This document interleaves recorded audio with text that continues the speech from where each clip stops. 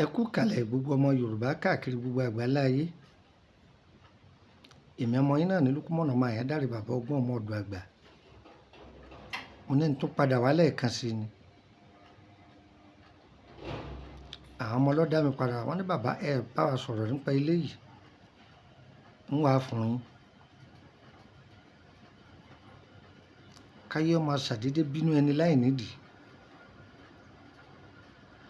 Káyé ọmọ adẹrù tí èsì tẹni rú ni. Bó ṣe rẹwà tó ohun tí èsì tiẹ̀ ẹ̀kọ́ tí èsì tiẹ̀ láyé ń pè ọ́. Ayé ànàmọ́nàyé ayé burú púpọ̀. Wàá gbọ́ má bànújẹ́ súnmọ́ bí.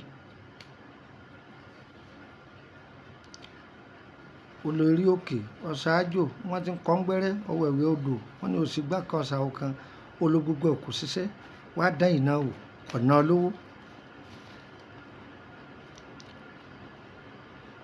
Èmi ọmọ yín náà ní Lúkúmọ̀nà ọmọ Àyádáre bàbá ọgbọ́n ọmọ ọ̀dọ̀ àgbà. Ṣé ẹ ti jókòó dáadáa?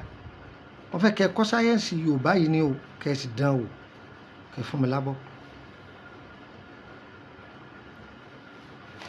Ṣé ẹ mọ̀ pé orí kan máa fọ́ ẹlòmíì tó jẹ́ pé orí àìnídìí ni tí ó sì ní mọbi tí orí fífọ́ náà gbà wá.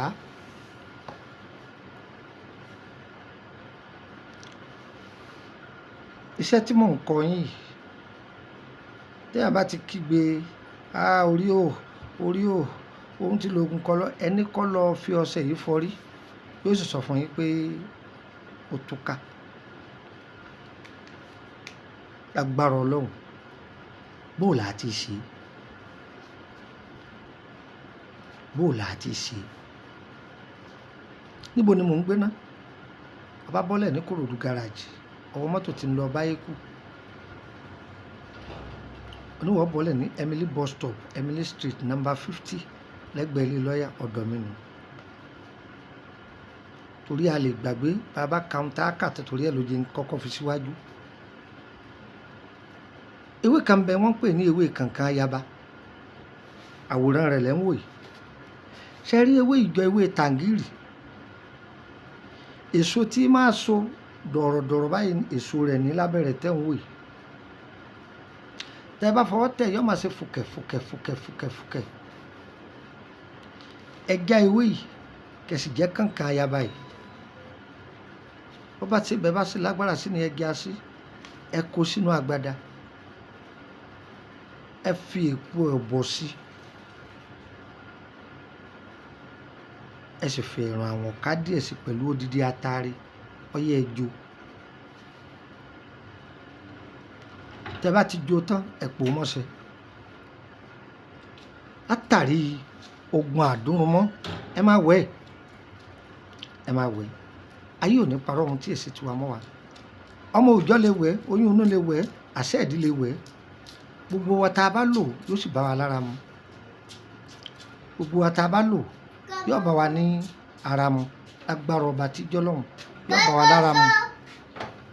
Tó ẹ mú nọ́mbà yìí ọ̀dọ̀ +23480 3298 3298 +23480 3298 3298.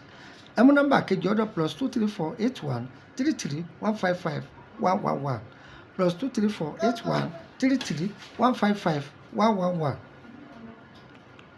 Tẹ́ bá ti pe nọ́mbà méjèèjì yìí tí ó bá ti lọ́rùn sí lórílẹ̀‐èdè Nàìjíríà ni mo ti travel ẹ pè mí lórí WhatsApp yóò wọlé.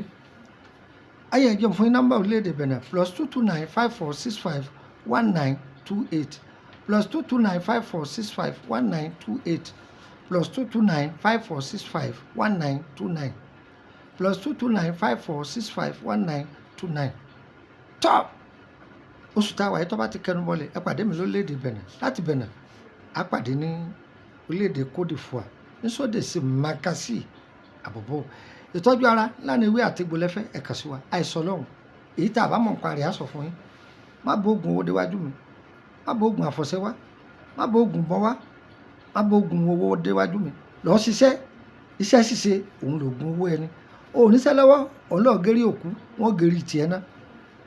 Gbà mo ṣe sọ fún wọn gé tiẹ̀ náà á dára fún wa o yóò yẹ wa o níta fẹ́ lọ́lọ́run ó ṣe ìtàfẹ́ ọlọ́run ó lè jìnnà sí wa ẹ fẹ́ béèrè nípa gbogbo àwọn ètò tá a ti fílẹ̀ ẹ lọ join private group owó ni wọ́n fi ń wọbẹ̀ 5,000 ni ó sì máa san 5,000 lóṣù tágbára rẹ bá gbé ọ̀ lágbára àti wọbẹ̀ àìwá àti béèrè rẹ yàsẹ̀nu kẹ́mú kò mú béèrè lé ọ̀dọ̀ sọgbọ́ àyè wà láti join public group ọ̀fẹ́ nìyẹn ṣùgbọ́n ọ̀làǹfààní àti béèrè kan ayẹ̀wò àwọn kò ní yẹ ire kàbí.